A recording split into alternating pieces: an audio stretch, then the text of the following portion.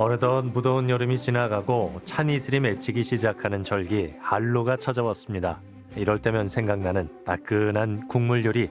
뭐 음식 참 솜씨가 좋네요. 대한민국 이 재료가 좋아서 그렇습니다. 가을 곡식은 찬 이슬에 연근다는 말이 있습니다. 좋은 재료가 넘쳐나는 이 시기에 맛과 건강, 두 마리 토끼를 잡는 전통 장밥상을 준비하셨다고 합니다. 하늘은 높고 논에는 벼가 황금 물결을 이루는 가을인데요. 바람 안 봐도 배가 부른 오곡백과가 풍성한 계절이기도 합니다. 이제는 때가 가을이 거의 짙어가는 때라고 볼 수 있죠. 지금 이때는 야채들이 나이 좀 먹었어요. 그래서 좀 질겨요. 이럴 때는 좀 기름기가 있는 게가 좀 들어가면, 우리는 식용유가 그렇게 많지 않다 보니까 좀 기름기가 있는 오리 이런 거를 해서 야채에다 같이 고추장이랑 해가지고 국을 끓여 먹으려고, 그래서 오늘 요걸 준비를 했어요. 처마 밑에서 적당한 바람과 볕을 쬐면 말려주는 시래기가 맛이 좋을 텐데요. 북한에서는 무청과 배춧잎을 통용해서 시래기라 부른다고 합니다. 그냥 시래기는 다 똑같아요. 근데 여기는 오니까 또 시래기라 하면 무에서 나오는 그 잎사귀를 시래기라고 그러는 데가 많더라고요. 맞아요. 근데 우리 데는 배추나 무나 뭐 이래 그 껍데기 발라내서 삶는 건 다 시래기라고 얘기를 해요. 잘 익은 오리는 살과 뼈를 잘 발라주고 살코기는 손으로 쭉쭉 찢어 준비합니다. 북한에서는 닭고기보다 오리고기를 더 많이 먹는다고 하죠. 북쪽에는 닭보다 오리가 많은 이유. 닭은 나다를 먹고 키우지만 오리는 풀을 먹고 키워요. 우리데는. 그래서 그거를 빨리 키우기 위해서는 우리가 그 메주를 만드는 대두콩 있잖아요. 그거를 먹이면 오리는 40일이면 잡아먹을 수 있는 거예요. 굉장히 빨리 그래서 북쪽에는 크는데. 오리 요리가 많은 게, 그래서 오리 요리가 많은 거예요. 우리나라는 약간 오리가 더 시원한 귀한데요. 맛을 내는 그러니까요. 무와 대파를 썰어 살을 발라낸 오리뼈와 함께 다시금 푹 끓여주는데요. 이렇게 육수를 만들어 국물에 깊은 맛을 냅니다. 육수는 모든 요리의 기초이기도 하고 요리의 천연 양념이 되기도 하는데요. 육수가 제일 중요하다고 생각해요, 저는. 그래서 여기는 오늘이 이게 하이라이트는 여기서 고기도 고기지만 뼈에서 육수를 어떻게 우려내는지, 그게가 제일 중요하다고 생각해요. 그래서 저는 요거 삶아낸 다음에 고기를 다 발리고 그 뼈에다가 무하고 대파만 넣어서 그 육수를 우려서 다시 거기다 부어 여주는 게 그게 제일 하이라이트예요. 오늘 밥상의 비법은 장에 있습니다. 고추장과 된장을 섞어서 맛을 내는데요. 잘 손질한 시래기와 잘게 찢은 오리고기에 간이 배도록 양념을 넣고 잘 버무려 줍니다. 조리 과정이 복잡하더라도 깔끔하고 보기 좋은 음식을 만들기 위해 번거로움도 감수하는데요. 항상 북한 음식은 맛도 중요하지만 눈앞에 보이는 거를 중요시해요. 그래서 거기 들어가서 색깔이 누렇게 되고 이런 거보다 그냥 자기 색깔 파란 거 타게 해서, 그래서 이거 고기랑 이런 걸 아주 앱을 할 때 푹 삶아가지고 이거 끓일 때는 그냥 한 소끔 끓어오르면 그냥 간을 맞춰서 먹는 정도. 그러기 때문에 색깔을 안 죽이죠. 뼈와 채소, 건더기를 건져주고 뽀얗게 우러난 육수를 준비해 양념한 채소와 오리고기를 넣어 한 소금 끓여줍니다. 남한에서는 이맘때 보양식으로 추어탕을 먹는데요. 북한에서는 육개장처럼 보이는 시래기 매운 오리국을 영양식으로 챙겨 먹는다고 합니다.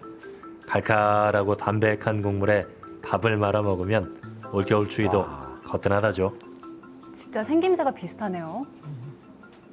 삶은 오리, 육수, 그다음에 우리가 삶아놓은 배추, 그다음 집에 버섯 있으면 버섯하고 대파나 양념을 할 때 거기다 우리가 마늘에다가 된장하고 고추장을 반반씩 섞어서 그렇게 해서 양념을 재었다가 육수에다 넣어서 끓이면 그걸로 끝이에요.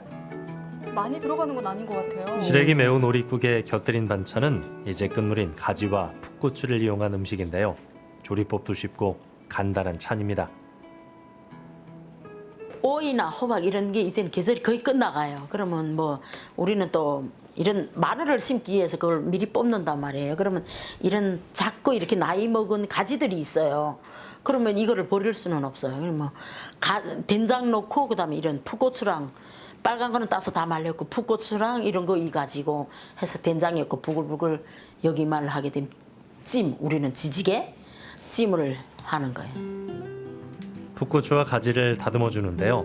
통째로 넣어서 졸여주는 음식이라 손질이 어렵지 않습니다. 다만 통으로 익혀야 하기 때문에 잘 익고 간이 배 수 있도록 구멍을 내주거나 칼집을 만들어줍니다. 그런데 가지 꼭지는 왜 남겨두실까요? 이 위에 이거를 다 잘라 내뿌리고 먹는 거나 진짜 너무 속상했어요.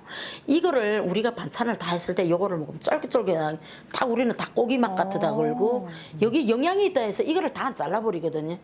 이거를 여기다 연결을 시키거나 아니면 젓가락으로 구멍을 뚫어요. 모양이 흐트러지지 않게.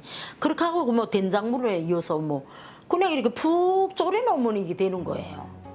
이제 가지 꼭지 버리면 안 북한에서는 되겠네요. 지지개나 그렇죠. 조림을 할 중요한 때 거예요. 재료를 식용유에 살짝 볶아주는데요. 익숙지 않은 조리법이지만 재료를 기름에 살짝 볶아내면 잡냄새를 제거할 수 있다고 합니다. 오늘은 통가지 된장조림에 특별한 재료를 넣어서 달달한 맛까지 더한다고 하죠. 제가 오늘 이것 중에 지금 이 고구마가 하나 있는데 저도 이제는 여기 와서 이렇게 생각해 보니까 우리 여기 음식이 보통 다 달달해요. 맞아요. 그러니까 달달하면 사람들이 잘 먹고 해가지고 단맛을 뭘로 할까 하고 생각하다가 이거는 북한법이 아니에요. 이 고구마 들어가는 거는. 근데 저는 단맛에다 뭐 이것저것 넣기 싫어서 고구마를 넣으면 좀 달지 않을까 해서 고구마를 하나를 준비했어요. 우리 밥상은 건강한 통일밥상이잖아요. 그러니까 우리 여기에서도 좋은 재료가 들어가면 또 더 맛있게 안 나오겠어요. 그래서 하나 이어봤어요. 설탕을 대신해 본연의 단맛을 가진 가을 고구마를 넣어줍니다. 그리고 칼집을 낸 가지와 고추의 속까지 된장 양념이 스며들게 졸여주는데요. 된장이나 고추장을 풀어 진하게 끓이면 남한에서는 맛보기 힘든 특별한 맛이 난다고 합니다. 오리는 아무리 우리가 개운하게 한다 그래도 먹어보면 살짝 먹고 나면 느끼한 점이 있어요. 그러나 우리 된장하고 얼큰한 풋고추를 넣어서 이렇게 탁 졸여놓으면 짭조름하게 해놓으면 이게 궁합이 맞는 거예요. 그래서 오늘 가지하고 이걸 야네들을 형제를 맺어준 거예요. 통째로 조리한 가지는 흐물흐물하지 않고 식감이 살아있는데요. 속까지 간입에 싱겁지 않게 밥 반찬으로 먹기 좋다고 합니다. 채소를 넣고 자작하게 끓여서 밥에 쓱쓱 비벼 먹는 강된장처럼 한 번 먹으면 멈출 수 없다는 통가지 된장조림. 밥도둑일 것 같아요. 파기름을 내서 된장물을 만들어서 준비해놓은 가지하고 고추, 그다음 단맛이 필요한 사람은 고구마나 뭐 양파 같은 거를 넣어서 탁 5분간 졸여내면 뭐 이 반찬이 끝이죠. 짙어가는 가을에 어울리는 깊고 진한 맛. 오늘은 황지동에 사시는 노인 회장님을 초대했는데요. 아버지 같은 분을 위한 토속적인 밥상이 차려졌습니다. 고추장으로 칼칼한 맛을 낸 시래기 오리국과 된장에 졸여낸 통가지 조림이 어르신의 입맛까지 사로잡았는데요. 아니 이게 재료가 뭘 이게 오리예요. 오리요? 좀 맛이 좀 특이해가지고. 예. 오리에다가 그냥 이렇게 배추 시래기를 넣고 그냥 한 거예요. 우리 데는 뭐 육개장 이런 말이 없으니까 그냥 시래기 오리 그거 고추장 국이라고 그냥 그렇게 말을 해요. 이 계절 유난히 당기는 음식이 있습니다.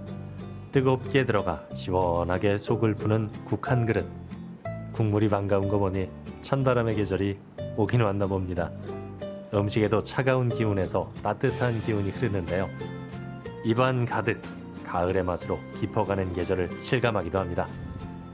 음식 참 솜씨가 좋네요. 아유 아닙니다. 대한민국 이 재료가 좋아서 그렇습니다. 좋은 식재료와 허진 대표의 손맛이 더해진 오늘의 밥상은 부모님을 떠올리며 차렸는데요. 가을이 짧고 겨울이 빨리 찾아오는 함경도에서는 긴 겨울에 대비해 속을 든든하게 데워줄 음식을 가족과 함께 나눠 먹었다고 합니다. 너무 젊으셨어. 여기 분들은 뭐 60, 70대도 뭐 생생하지 뭐 우리 내 60만 넘으면 이러고 있어. 제가 지금 모 경로당에 회장을 하는데 저는 얼마쯤 보겠어요? 우린데를 보게 되면 한 65이나 7 정도 뭐 이 정도는 되지 않게. 그보다 훨씬 많습니다. 75세. 와, 아, 젊어 보이더라고요. 진짜 건강하시네요. 근데 그렇게 70 넘고 이런 사람들은 잘 못 봐서 그런 분들은 대체 어느 만큼 늙어 있는지 이게 상상이 안 가요. 나는. 그래요. 예. 자식들을 외지로 내보내고 적적한 노후를 보내는 김동준 회장님에게는 딸 같은 친구가 생겼습니다. 가까운 곳에 의지할 수 있는 자식 하나를 더 얻은 셈인데요. 허식당을 통해 새로이 만들어가는 인연이 허진 대표에게는 남과 북의 화합과도 같습니다. 저는 이 생각지 안 했는데 또 와서 이래 보니까 참 고맙습니다. 뭐 초청해주고 이래서. 이렇게 한 명씩 이렇게 소개를 받을 때마다 너무 좋은 게, 아, 이제는 나는 외롭지는 않겠구나. 이렇게 한 분 한 분 알게 되면 그럼 사람이 재산이잖아요. 고마워요. 그래도 고맙습니다. 찾아와 좀 주셔서. 초청해줘서. 아유, 앞으로는 이제 좋은 일이 생기면 회장님 와주세요 할 거예요. 무더운 여름의 열기를 식히고 다가올 겨울을 준비하는 시기입니다. 계절의 변화를 예측할 수 없듯이 남과 북의 관계도 어제와 오늘이 다르게 변하고 있는데요. 1년 전만 해도 평화의 기운이 감돌던 한반도의 가을처럼 다시금 밝은 미래를 기대해 봅니다.